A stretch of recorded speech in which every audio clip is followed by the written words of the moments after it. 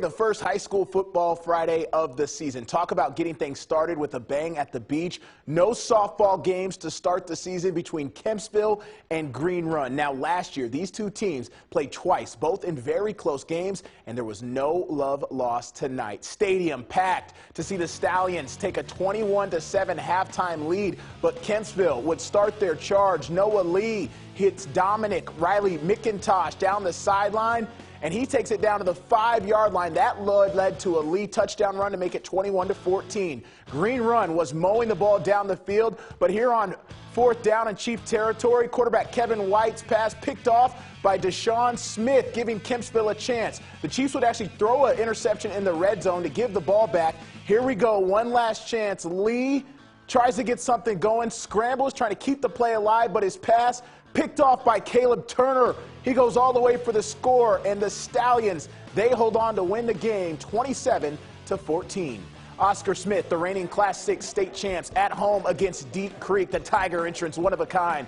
There it is. First quarter, Tigers get on the board first. Remember, they lost a lot of starters last year. Ball ends up with Torrey Johnson. Johnson out of the camera frame. Look at the long strider, 24-yard touchdown run. But that's going to come with a cost because Jerome Sutton carted off and taken away in the ambulance with a leg injury. Wish him a speedy recovery. Deep Creek going to respond here. Hornets cap off a nice drive on a touchdown run by Brandon Nesbitt. He's just a freshman. 8-7 Deep Creek leading. Oscar Smith answers right back. This is the new quarterback, Parker Lancaster. Hey, how about Mr. Lancaster with the arm? Jamari knocks that play. He's a big-time threat. 65-yard score, 13-8 Tigers. Here they come again. Damian Etheridge, 44-yard touchdown scamper. There he goes, and the state champs pick up where they left off. Smith over Deep Creek, 47-15. From Chesapeake to the Peninsula, Darlene Stadium, the site of tonight's game between Nansemond River from Suffolk and the Bethel Bruins of Hampton. The Warriors trying to spoil a certain kind of homecoming for the Bruins. More on that in just a minute. Here we go. The team handshakes at the 50-yard line. Always a good high school tradition. First quarter, Nansemond River with the ball. Al Kendrick Overton. How about Terrell Douglas? Looked like a post route, and Douglas stretches his way across the goal line just like that. Nansemond River up 7-0. The Bruins offense, they struggled in the first half of this game. Second quarter, back to pass, picked off by Isaiah Stalling Mullins to get the Warriors the ball back. And then we're going to go to the third quarter. Score still 7-0 Warriors. How about a short little bubble screen to Jaden Bradley? And when you got a guy like this, just throw it to him 2 yards behind the line of scrimmage. Watch him do the rest. Down the sideline for the score, 13-0, as the Warriors go on to win this game 20-6. Now at halftime of this game, the most accomplished Bruin ever when it comes to athletics, 1992 state championship quarterback, defensive back, kick returner, Allen Iverson. There he was, his NBA accomplishments well documented over the years, but those on the Peninsula and all in Hampton Roads that saw him play on the gridiron knew they saw something special. State Player of the Year in football his junior season, Iverson led Bethel to that state title. His team was honored tonight, and Iverson had his classic number 10 jersey retired in a ceremony at halftime. We spoke with him afterwards, and get this, he even pumped up the team entering the third quarter. Great stuff there from Iverson. Here he was afterwards on what the moment meant to him.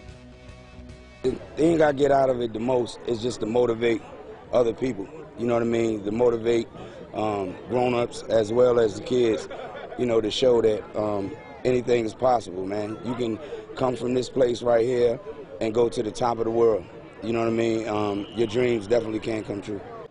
One of the best ever in Hampton Roads. All right, down the road, a lot of red at Bayside High School home. The home Marlins in dark jerseys taking on crosstown rival Salem. All about special teams in the third quarter. Salem leads 7-0. Opening kickoff of the second half. Here comes Halim Hardnett. The sophomore speedster takes it the distance. Now the extra point was blocked, so it remains a 1-point lead for Salem. And then on the ensuing kickoff, check this out. It's a little short. Falls into the arms here of Jarrell Walton. And how about this? You don't see this often. Back-to-back house calls. Number 7 for 6. There he goes. That's incredible stuff right there. The senior outruns everyone, goes all the way for the touchdown. Salem holds off Bayside 15-8 to win this game. Churchland at home against Western Branch. Absolutely packed house in Portsmouth.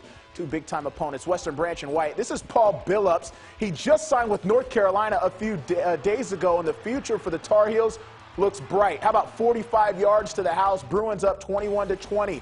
Then it's the other half of the Western Branch rushing attack. Shamike Blizzard made all kind of plays last year, and apparently he's going to do the same. 60-plus yard score. That puts up the Bruins 27-20. Churchland, though, not going away. What can you say about Leon Clark? That is a tough run. He has a lot of those consistently, moving the chains. Truckers tied it to force overtime, but Western Branch, they end up winning this one in a close one, 33-27. Let's go back to Norfolk. There's Lake Taylor head coach Hank Sawyer. His Titans were 6-5 last year, nowhere near his state title expectations. Lake Taylor taking on Norcom from Portsmouth. First quarter, senior running back Tarion Washington Jacobs, looking like Brandon Jacobs from the Giants back in the day. Couple spin moves, keeps his leg moving, motors all the way to the end zone, a touchdown, and that was on 4th down too. Clutch time right there. Next touch for the Titans. Just look at this pitch and catch. How about junior quarterback Jameer Sporty Freeman? Let it fly. And co-captain Elijah Washington, all 6'7" of him. I don't know if he plays basketball. Hopefully he does. He's got an offer to UVA, according to 247 Sports. Titans roll in their season opener, 41-0.